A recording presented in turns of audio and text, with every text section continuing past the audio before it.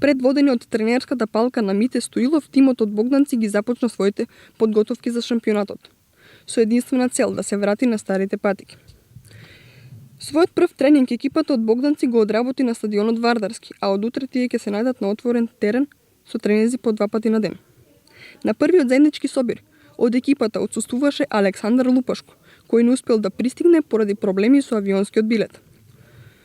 По оваа припремна фаза, откако ќе ги завршат подготовките на отворено, во следната втора фаза истите продолжуваат во сала, за да се кулминира со одигрување на пријателски надпревари. Во наредниот период на тимот ќе им се приклучат и повратниците. Иван Стојчевски, кој се врати од Германија, Горан Лисичков, кој настапуваше во Гевгелија, потоа Небојша Василевски од Скопје, Никола Димитров од Битола и веќе споменатиот молдовец Александар Лупашко, кој настапуваше во Франција. Ракометната федерација на Македонија веќе изврши извлекување за новата сезона која предстои. Суперлигата има вкупно 14 екипи кои се поделени во две групи, во кои свое место добија и тимовите од Југоистокот.